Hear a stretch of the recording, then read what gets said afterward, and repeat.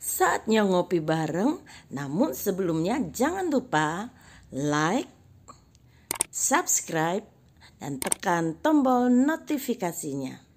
Serta bagikan kepada yang lain.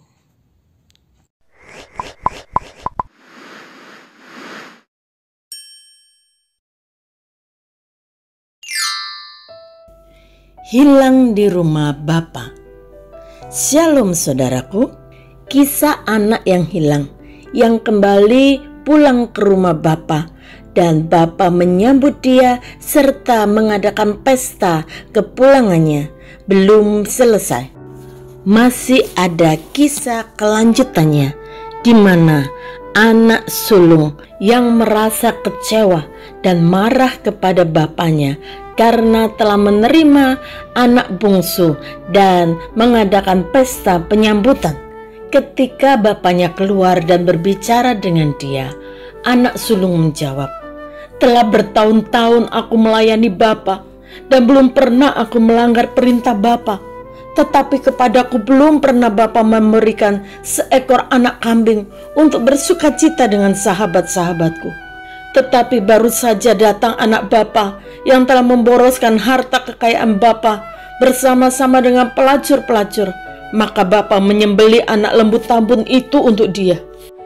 Ada rasa iri hati di dalam hatinya karena dia sudah belajar untuk taat kepada bapaknya, tidak pernah melanggar perintah Bapa, tetapi bapaknya belum pernah memberikan seekor anak kambing pun untuk berpesta dengan sahabat-sahabatnya.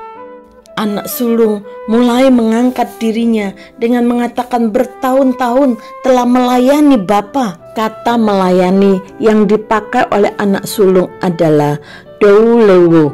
Dengan kata lain, anak sulung berkata, "Telah bertahun-tahun aku telah menjadi budak di rumah Bapa." Dia tidak menggunakan kata diakonio yang artinya hamba atau pelayan. Seorang budak, dia tidak memiliki hak atas dirinya sendiri dan tidak mendapatkan upah karena dia telah dibeli oleh tuannya. Tetapi seorang hamba atau pelayan, dia masih punya hak bebas dan bekerja sesuai dengan upah yang dijanjikan.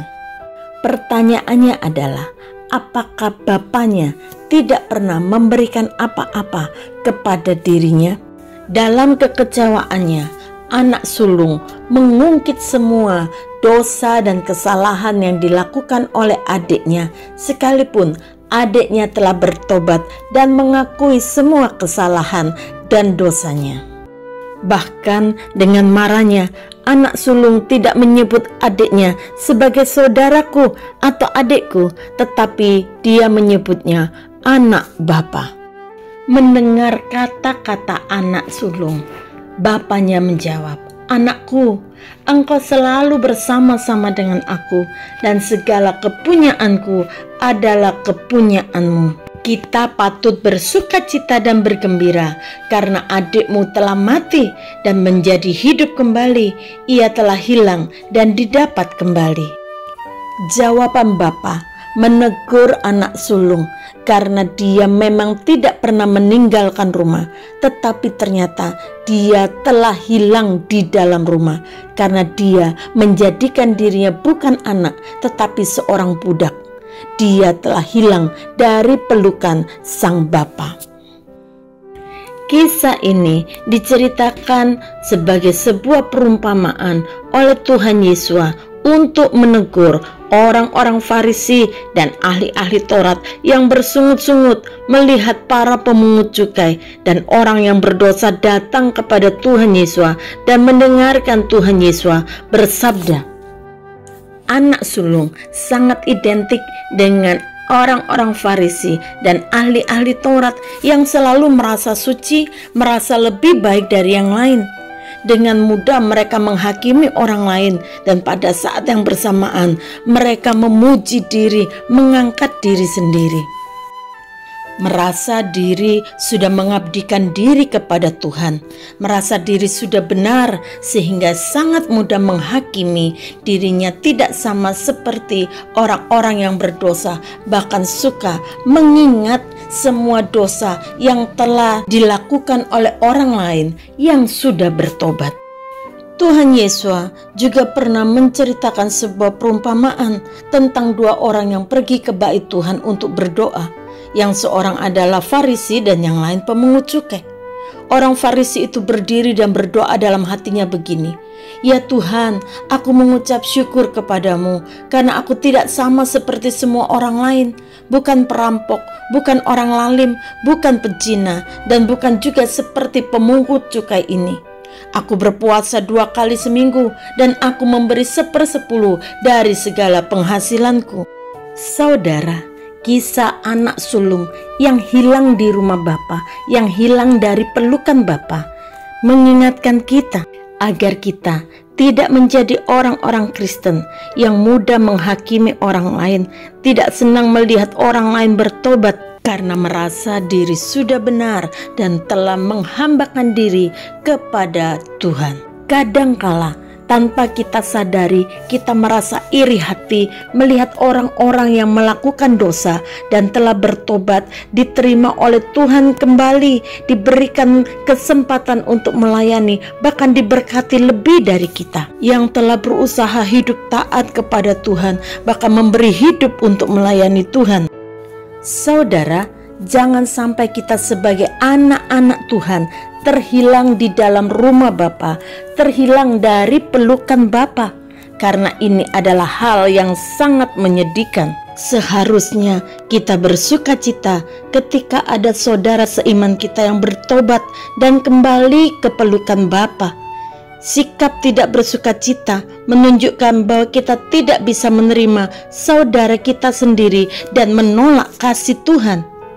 Sebagai anak Bapa, kita seharusnya ikut serta dalam kasih dan sukacita Bapa dengan mengasihi saudara kita, khususnya mereka yang telah bertobat dan kembali, dan bukan memandang jijik mereka atau terus mengingat semua dosa dan kesalahan mereka. Kita adalah anak-anak Bapa. Kita adalah pewaris kasih karunia Bapa. Seharusnya anak-anak Bapa memiliki perilaku seperti Bapa yang Maha Pengampun dan ikut bersukacita atas kebahagiaan Bapa kita. Saudara, kita harus ingat, Bapa mengasihi kita bukan karena jasa-jasa kita, pelayanan yang kita lakukan. Bapa mengasihi kita karena Dia melihat bahwa kita perlu keselamatan. Pertobatan kita membawa kita kepada keselamatan karena Tuhan yang penuh kasih akan melepaskan kita dari semua belenggu-belenggu dosa itu. Dan Tuhan senantiasa menunggu setiap manusia untuk bertobat dan kembali kepadanya. Keselamatan tidak hanya ditentukan oleh ketaatan pada peraturan, tetapi ketaatan karena kita mengasihi Bapa. Keselamatan tidak hanya ditentukan bagaimana hubungan kita dengan Bapa, tetapi bagaimana juga sikap kita dengan sesama kita. Hari ini, kalau saudara merasa adalah orang dalam gereja yang memiliki sikap seperti anak sulung, sadarilah bahwa sebetulnya kita lebih terhilang dari anak bungsu. Sekalipun anak bungsu itu berdosa, tetapi sesungguhnya ia sadar akan dosanya dan kembali kepada Bapa. Tetapi saudara yang berada di rumah Bapa ternyata hilang di rumah Bapa, begitu dekat di mata Tuhan karena pelayanan yang saudara lakukan, tetapi sesungguhnya jauh dari pelukan Bapa. Segeralah ambil keputusan hari ini untuk bertobat dan menjadi anak-anak Bapa yang memiliki karakter Bapa di dalam hidup kita, penuh kasih dan melayani Tuhan karena kita mengasihi Tuhan dan mengasihi sesama kita.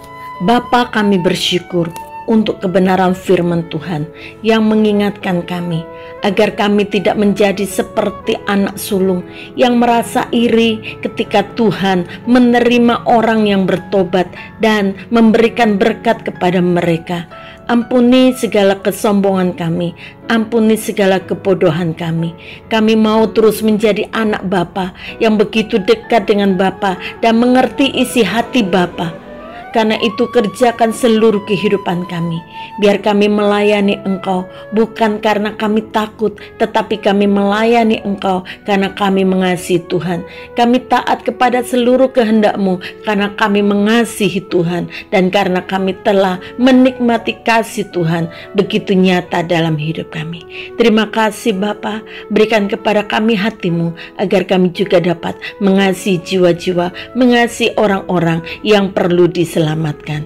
Di dalam nama Tuhan Yesus kami serahkan seluruh kehidupan kami. Haleluya, amin.